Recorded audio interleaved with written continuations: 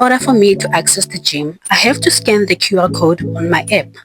So what I like to do once I'm in is to log on the same app and then book the self-care beauty rooms.